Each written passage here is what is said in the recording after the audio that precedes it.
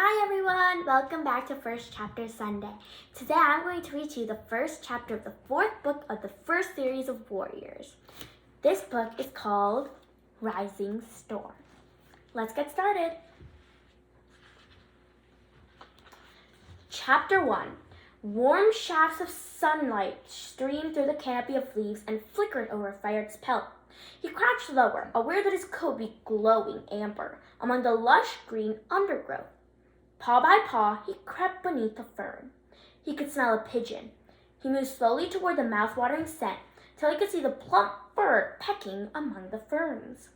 Fred flecked his claws, his paws itching with anticipation. He was hungry after leading the dawn patrol and hunting all morning. This was the high season for prey, a time for the clan to go fat on the forest's bounty. And although there had been little rain since the new leaf floods, the woods were rich with food. After stalking the fresh-killed pile back at camp, it was time for Fire to hunt for himself. He tensed his muscles, ready to leap. Suddenly a second scent wafted toward him on the dry breeze. Fire opened his mouth, tipping his head to one side. The pigeon must have smelled it too, for its head shot up and it began to unfold its wings. But it was too late. A rush of white fur shot up under some brambles. Fire stared in surprise as the cat pounced on the stalled bird, pinning it to the ground with his front paws before finishing it off with a swift bite to the neck. The delicious smell of fresh kill filled Fireheart's nostrils. He stood up and padded out of the undergrowth toward the fluffy white tongue. "Well caught, Cloudpaw," he meowed. "I didn't see you coming until it was too late." "Nor did this stupid bird," crowed Cloudpaw, flicking his tail smugly. Fire felt his shoulders tense.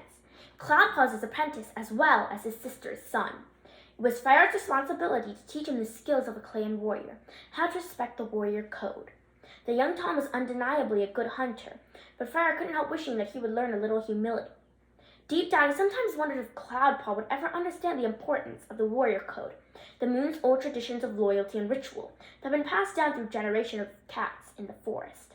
But Cloudpaw had been born in Tulip Place, to Fireheart's kitty pet sister, Princess, and brought to ThunderClan by Fireheart as a tiny kid. Fire knew from his own bitter experience that clan cats had no respect for kitty pets. Fire had spent his first 6 months living with Two Legs, and there were cats in his clan who would never let him forget the fact that he was not forest-born. He twitched his ears impatiently. He knew he did everything he could to prove his loyalty to the clan, but his stubborn apprentice was a different matter. If Cloudpaw was going to win any sympathy from his clanmates, he was going to have to lose some of his arrogance. "It's just as well you're so quick," Fire pointed out. "You were upwind. I could smell you, even if I couldn't see you. And so could the bird." Cloudpaw's long snowy fur bristled and he snapped back. "I know I was upwind, but I could tell this dumb dove wasn't going to be hard to catch whether he smelled me or not." The young cat stared defiantly into Fireheart's eyes, Fire felt his annoyance turning into anger. "It's a pigeon, not a dove," he spat. "And a true warrior shows more respect for the prey that feeds his clan." "Yeah, right," retorted Cloudpaw. "Didn't see Thornpaw show much respect for that squirrel he dragged back to camp yesterday. He said it was so dopey, a kit would have caught it." "Thornpaw is just an apprentice," Fire growled.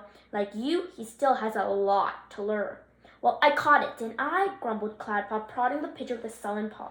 "There's more to being a warrior than catching pigeons." "I'm faster than Brightpaw and stronger than Thornpaw," Cloudpaw spat back. "What more do you want?"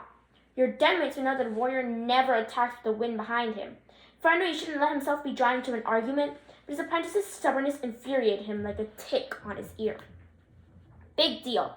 You might have been down in like a good warrior, but I got to the pigeon first." Cloudpaw raised his voice in an angry yowl. "Be quiet," Fire hissed, suddenly distracted.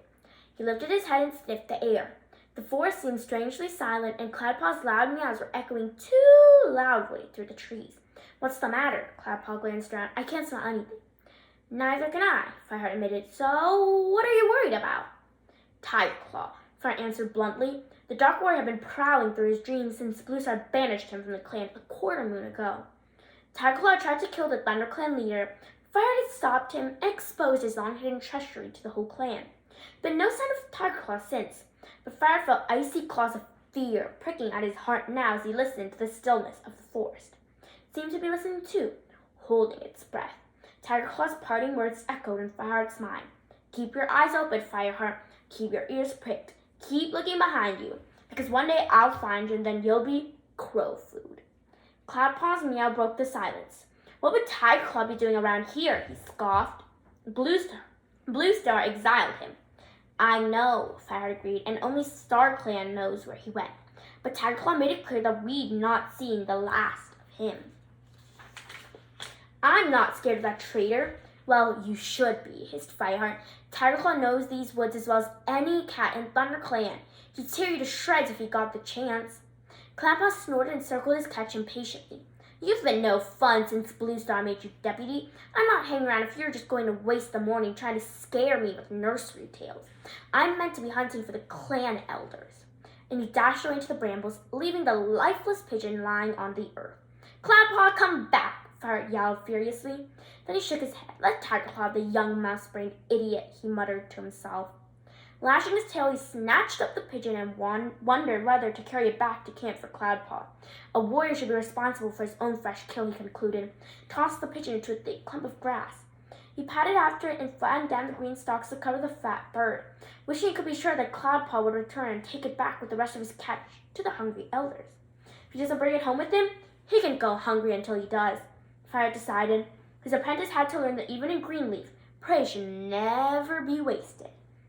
The sun rose higher, scorching the earth and sucking moisture from the leaves on the trees. Fireheart pricked his ears. The forest was still eerily quiet, as if its creatures were hiding till the evening shade brought relief from another day of glaring heat. The stillness unnerved him, and a flicker of doubt tugged at his belly. Perhaps he should go and find Cloudpaw after all. He tried to warn him about Tiger Claw. Fireheart could almost hear the familiar voice of his best friend, Graystripe, echoing in his head, and he winced as bittersweet memories flooded through him. It was exactly the sort of thing the former ThunderClan warrior would say to him right now. They had trained together as apprentices and fought beside each other till love and tragedy had torn them apart. Graystripe had fallen in love with a she-cat from another clan, but if Silverstream had not died in her kidney, perhaps Graystripe would have stayed with ThunderClan. Once more, Fire remembered Graystripe carrying his two kits into RiverClan territory, taking them to join their dead mother's clan. Fireheart's shoulders sagged. He missed the companionship of Graystripe and still silently shared words with him almost every day. He knew his old friend so well, it was always easy to imagine what Graystripe would say in reply. Fireheart shook away the memories with a flick of his ears. It was time he got back to camp. He was the deputy of ThunderClan now, and there were hunting parties and patrols to organize. Cloudpaw would have to manage alone. The ground was dry under paws. Fireheart raced through the woods to the top of the ravine where the camp lay.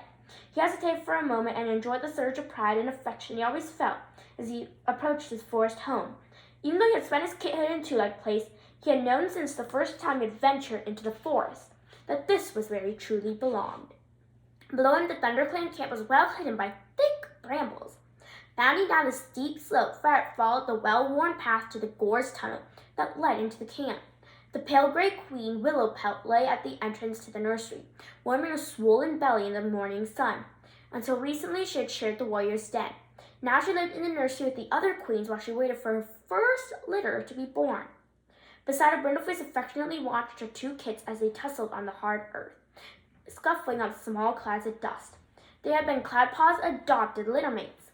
When Fireheart brought his sister's firstborn to the clan, Brindleface agreed to suckle the helpless kit. Cloudpaw had recently been made an apprentice, and would not be long before Brindleface's own kits were ready to leave the nursery too.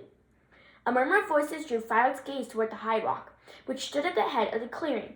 A group of warriors was gathered in the shadows beneath the rock on which Blue Star, the leader of ThunderClan, normally stood to address her clan. Fire recognized Darkstripe's tabby pelt, the lithe shape of Running Wind, and Whitestorm's snowy head among them. As Fire padded silently across the baked earth, Darkstripe's querulous meow sounded above the other voices. So who's going to lead the patrol at Sunhigh? The end. That's all I'm going to read is Chapter 1 of Rising Storm. This book is written by Erin Hunter, and it's part of the Prophecies Begin series. See you next time on Fun Time with Emma and Ethan. Enjoy your day. Bye!